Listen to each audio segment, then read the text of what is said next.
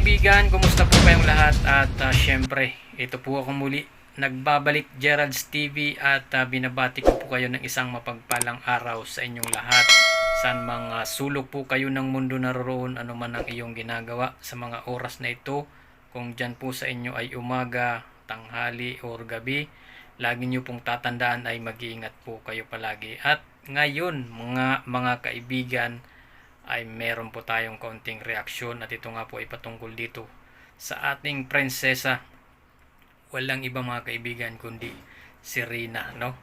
At yun nga mga kaibigan ay nakakabilib itong si Rina dahil marunong na po itong pwede na po siyang mag-vlog or mag-live sa isang live streaming, no? Kasama itong si Ate Roda dahil grabe sa tatalakayin natin yan mga kaibigan. At syempre bago natin umpisan yan ay kung bago ka pa lamang po dito, no, sa ating channel ay pakibisita po ng channel ni Kalinga Prab, Kuya Bal Santos Matubang, Ate Edna Vlogs, Roda Mix Vlog at syempre lahat po ng charity vloggers, no, lalong lalo na ang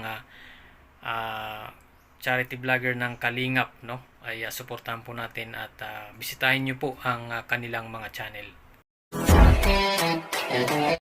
So ito nga mga kaibigan, no, magbigay lang tayo ng isang maiksing reaksyon at ito nga po ay patungkol dito kay Rina, no, na talagang ako po ay talagang hindi makatiis na hindi po gumawa ng reaksyon at patungkol nga ito kay Rina dahil ako po ay natutuwa, no, dito kay Rina dahil sa kanyang pagbabago or improvement na nangyayari sa kanyang buhay, na talagang kung ikukumpara mo ang buhay niya noon saka ngayon ay talagang malayo na po ang pinagkaiba dahil unang-unang mga kaibigan ay sa kanyang pag-uugali at pagkilos ay makikita natin, no, mga kaibigan, na napakalaki na ng pagbabago ni Rina. At yun nga mga kaibigan, paano ko nasabi, no, na magaling na talaga itong si Rina or paano ako nagka-idea na para sa akin, no, mga kaibigan, ay nakikita kong magaling na itong si Rina dahil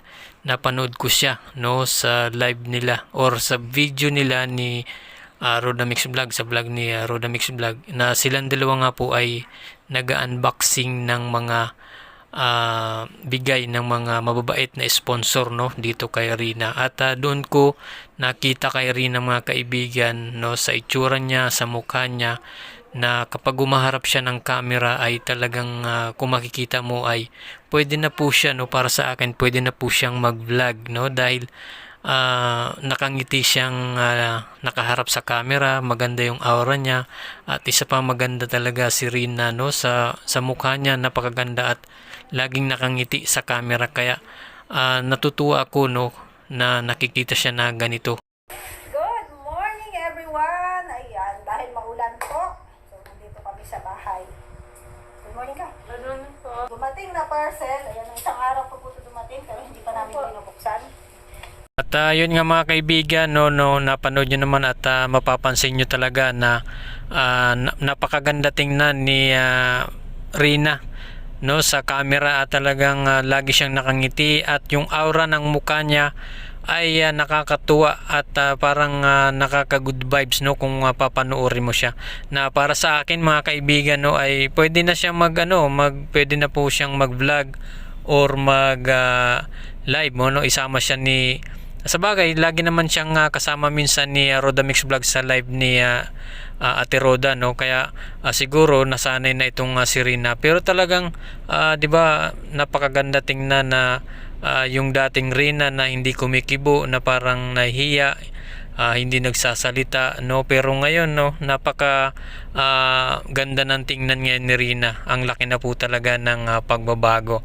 So yun po mga kaibigan, no, sana tuloy-tuloy na ang paggaling ni Rina, no, at sana matupad na rin yung pangarap niya, no, na makapag-engineer siya, no, balang araw. So yun lamang po mga kaibigan ang ating reaction ngayon at patuloy lang po nating suportahan ang Team Kalingap, lalong lalo na si Kuya Bal Santos Matubang, Kalinga Prab, at Ate Edna Vlogs, at syempre si Rodamix Vlog ay suportahan po natin. So yun lamang po, maraming salamat sa inyong panonood. Huwag kalimutang mag-like at subscribe at pakihit na lang po ng notification bell para updated ka sa ating mga bagong i-upload na mga video. Salamat po at God bless you all.